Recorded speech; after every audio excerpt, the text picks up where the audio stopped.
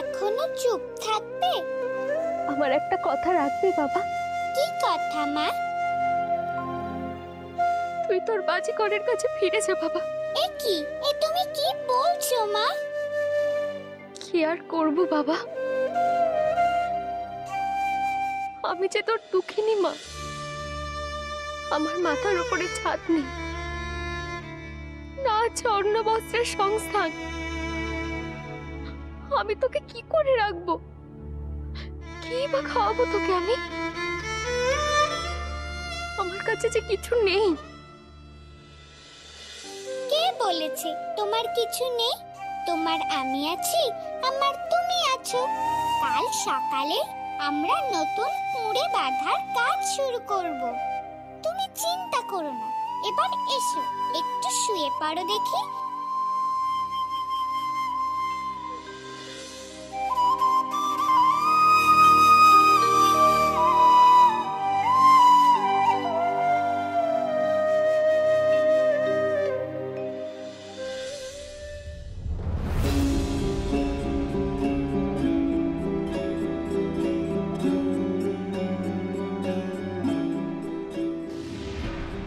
না, ঘুম কিছুতেই আসছে না। এই অশান্তি আমার কিছুতেই কাটছে না। যতক্ষণ না সত্য প্রতিষ্ঠার পথ উন্মোচন করতে পারছি, ততক্ষণ আমার এই অস্থিরতা কিছুতেই কাটবে না। কিন্তু কোন পথে আমি তা প্রমাণ করতে পারবো?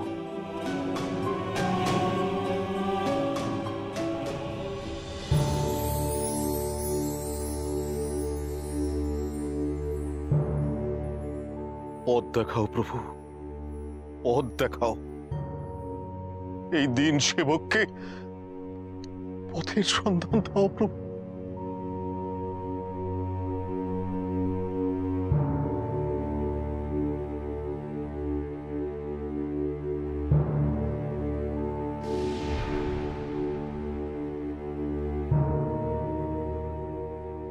अस्तु मां सद्गमय तमसो मा ज्योतिर्गमय मृत्युर्मा अमृतं गमय। हे प्रभु, আমাকে অসত্য থেকে সত্যের দিকে নিয়ে চলো, নিয়ে চলো আমাকে অন্ধকার থেকে আলোর দিশায়। হে প্রভু, মৃত্যু থেকে অমৃতের পথে উত্তরণ ঘটাও। হে দয়াময়, যথার্থভাবে সত্যের পথ উন্মোচিত করতে সাহায্য করো। কি করে আমি প্রতিষ্ঠা করব আমার এই সত্যকে?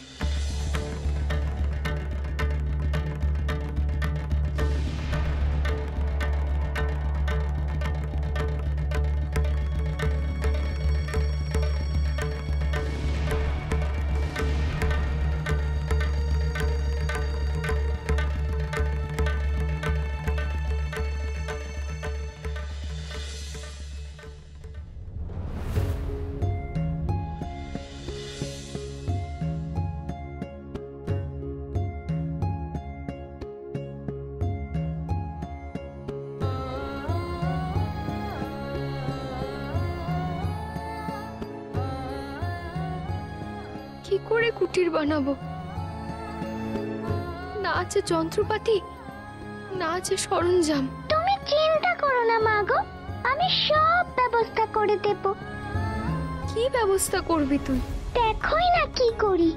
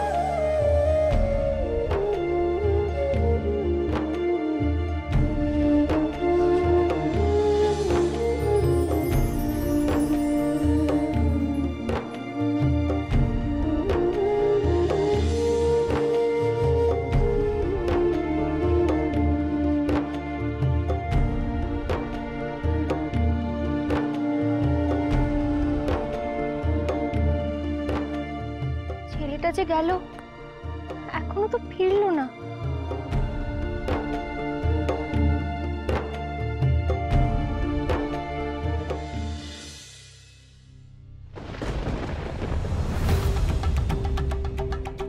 গুরুদেব, গুরুদেব, গুরুদেব, গুরুদেব, গুরুদেব।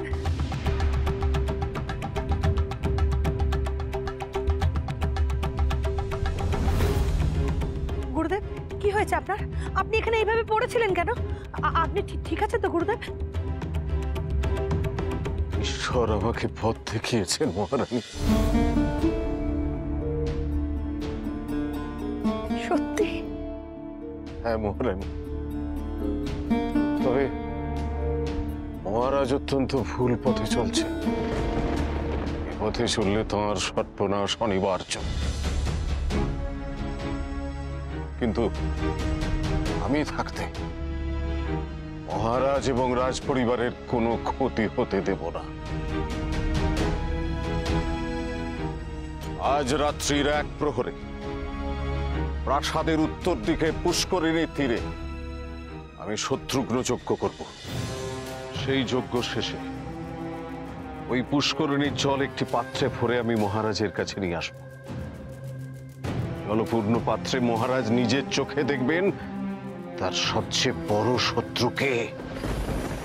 শুধু তাই নয় মহারানী, সেই শত্রুর দুষ্কর্মের ছবিও ফুটে উঠবে ওই জলপূর্ণ পাত্রের মধ্যে। মহারাজ বুঝতে পারবেন সেই শত্রু যেই হোক না কেন সুধা নয়।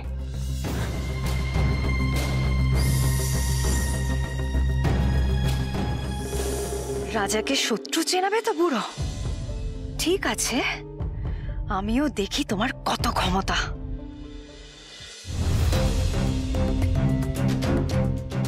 কোথায় আছো ষষ্ঠী মা? তোমায় ছাড়া চলবে না। সুধা মায়ের বিপদ ভারী, উপায় বলো তাড়াতাড়ি। কি হয়েছে কি বাছা? বলে তো ডাকাডাকি করছিস কেন? সুধা মায়ের যে খুব বিপদ গো মা। বিপদ? কি হয়েছে কি বাছা?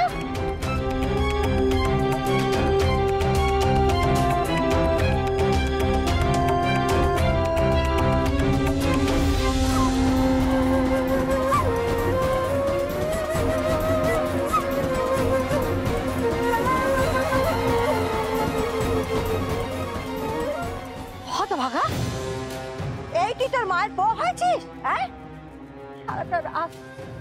সারাটা রাত আমার সুধা মা ছায়ের গাদায় পড়ে রইল, আর তুই তুই এখন আমায় ডাকতে এসছিস? কি করব বলো ষষ্ঠী মা? যদি রাতারাতি চোখের নিমেষে কুঁড়ে বেঁধে দিতে, তাহলে যে সুধা মা বুঝতে পারতো এ তোমার কাজ, আর ভয়ানক রেগে যেত। তাছাড়া রাতারাতি নতুন কুঁড়ে বাঁধা হয়েছে দেখলে রাজবাড়ির লোকেরা আরো বেশি করে সুধাকে মায়াবিনী বলতো।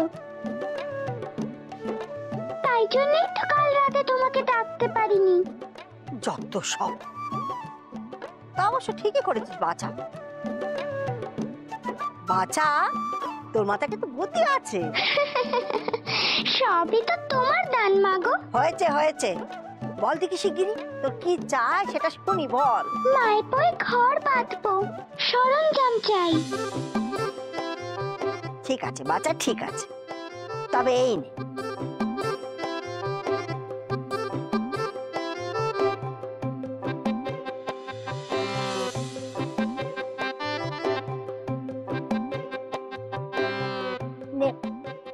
কি মজা কি মজা, এসে গেল ঘর বাঁধার সরঞ্জাম। আর দেরি নয়, আজই ওই গুরুদেবের একটা ব্যবস্থা করতে হবে। আজই? হ্যাঁ আজই, কারণ আজই নাকি ওই বুড়োটা আমাদের ধরার জন্য ভাত পাচ্ছে। এমনকি সারা রাত ধরে যজ্ঞ করে সে নাকি রাজাকে তার আসল শত্রু চেনাবে। আর সময় নেই, তাই যা করার আজ রাতেই করতে হবে। তুমি চিন্তা করো না রাজকন্যা, রাজাকে কিছু জানাবার সময় পাবে না ওই বুড়ো। আমার বুদ্ধিটা শোনো।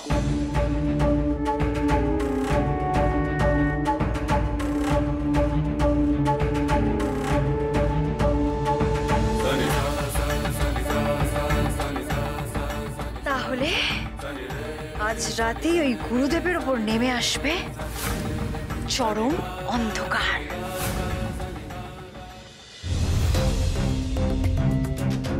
মা আশেপাশে নেই, এই সুযোগ। ঠিক করে তুই এসেছিস বাবা।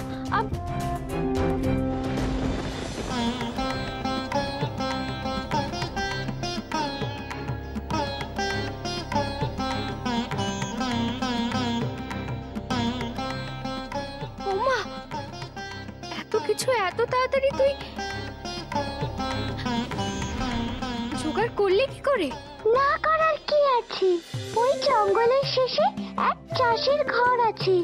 ধান কাটা হয়ে গেছে, খড়ের গাদা পড়ে আছে, সেখান থেকে খড় এনেছি। এক রাখালের কাছ থেকে দড়ি চেয়ে এনেছি। আর বাঁশ ছাড়ে তো বাঁশের অভাব নেই। চলো নাও নাও, আর দেরি না করে মায়ের বই কোমর বেঁধে খড় বাঁধার কাজ শুরু করি।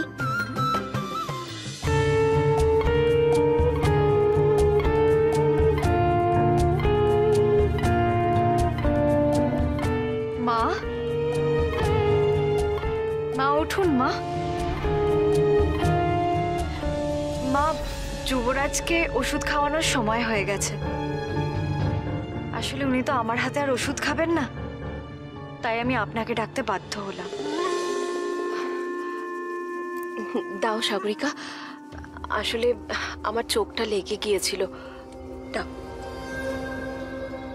তাতে কি হয়েছে মা? আমি তো সারা রাত জেগেছিলাম, আমি ঠিক কুমারের খেয়াল রেখেছি। এই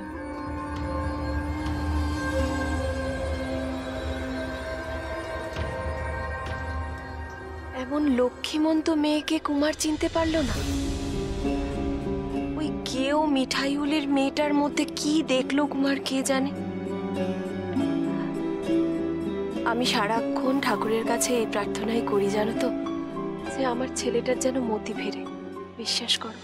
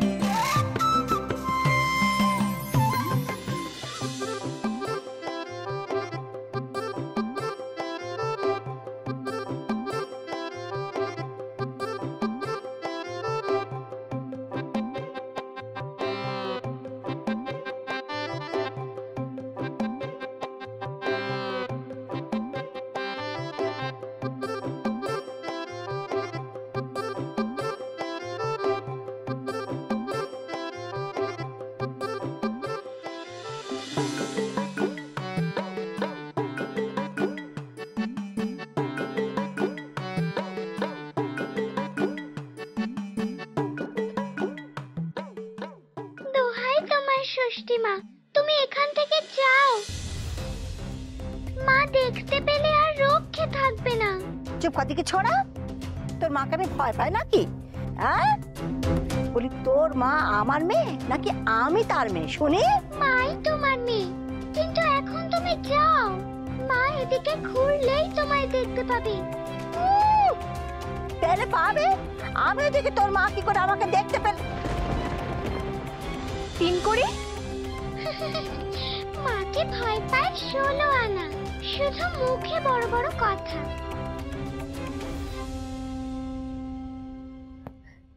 তিন করি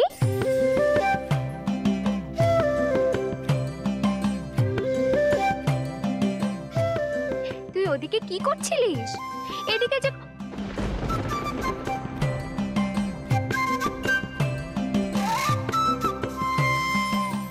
তুই চোখের নিমেষে এত কাজ করলি কি করে? আমি যে তোমার সোনা ছেলে মা গো।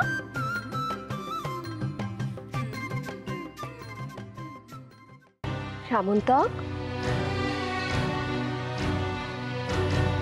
সামন্তক, ওঠ বাবা, ওষুধটা খেয়ে নে, ওঠ। আস্তে আস্তে আস্তে বাবা, আস্তে। যুবরাজ, এখন আপনি কেমন আছেন?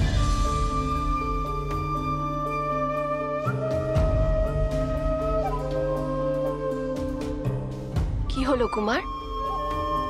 সাগরিকা যা জিজ্ঞেস করছে তার উত্তর দে। কেমন আছিস বল। আমি ঠিক আছি মা, আমাকে নিয়ে কোনো চিন্তা করতে হবে না।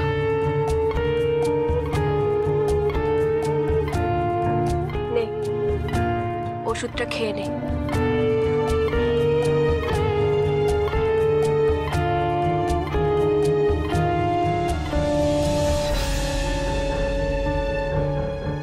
যুবরাজ,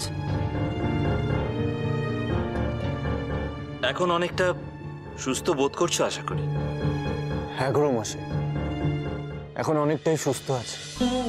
তাহলে তৈরি হয়ে নাও, মহারাজ তোমাকে রাজসভায় যেতে অনুরোধ করেছে। রাজসভায়? কিন্তু কেন? আপনি চিন্তা করবেন না, যুবরাজ মহারাজের সঙ্গে রাজসভায় রাজকার্যে সাহায্য করবেন মাত্র, তবেই তো যুবরাজ রাজকার্যে অভিজ্ঞ হয়ে উঠবেন, আর তাহলেই তার অভিষেক হবে, আর তবেই না যুবরাজের হাতে সমস্ত দায়িত্ব সঁপে দিয়ে নিশ্চিন্ত হবেন মহারাজ। কিন্তু কিন্তু এই শরীরে ও কি পারবে? আমি পারবো। ক্রমশই আপনি যান, আমি তৈরি হয়ে আসছি।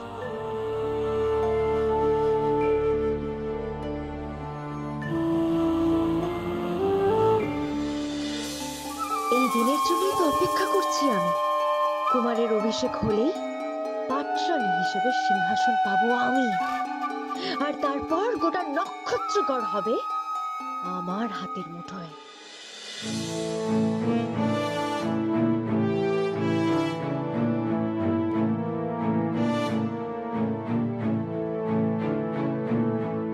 মহারাজ, হরি আমার দুগ্ধবতী গরুটাকে অন্যায়ভাবে আটকে রেখেছে। হরি, ও তোমার ওপর যে অভিযোগ আনছে তা কি সত্যি?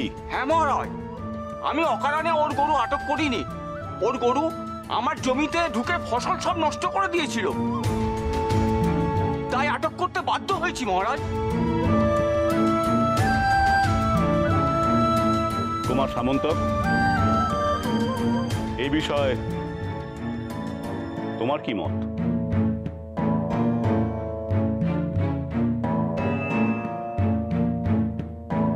মহারাজ, গরু নিতান্তই একটি অবলা এবং অবুঝ প্রাণী, তার বিচরণ নিয়ন্ত্রণ করা কঠিন। তাই এক্ষেত্রে আমার মনে হয় গরুর মালিককে আরেকটু বেশি সচেতন হওয়া উচিত ছিল। আর অবলা প্রাণীর ক্ষেত্রে কোনো শাস্তি দেওয়া উচিত হবে না। এক্ষেত্রে আমি দুপক্ষকেই পরিস্থিতির বিচারে বলবো, গরুর মালিক ক্ষতিপূরণ বাবদ নিজের ফসল থেকে কিছুটা অংশ অন্য পক্ষকে দান করুক, আর তার বদলে অন্য পক্ষ গরুটিকে ছেড়ে দিক। আমার মনে হয় এভাবে দুপক্ষের স্বার্থই বজায় থাকবে। জয় মহারাজ সৌরসেনের জয়, জয় যুবরাজ সামন্তের জয়।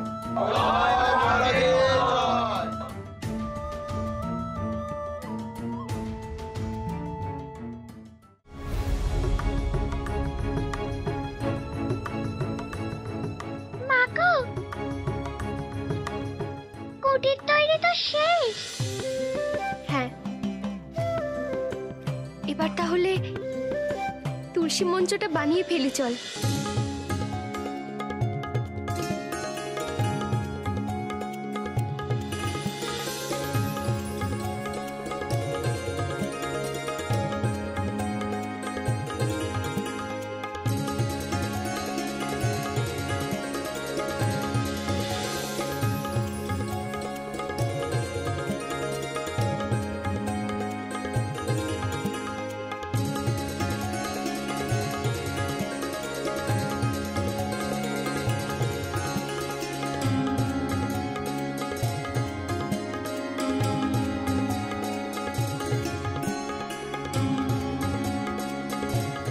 সবার মঙ্গল করো মা, সবার মঙ্গল করো।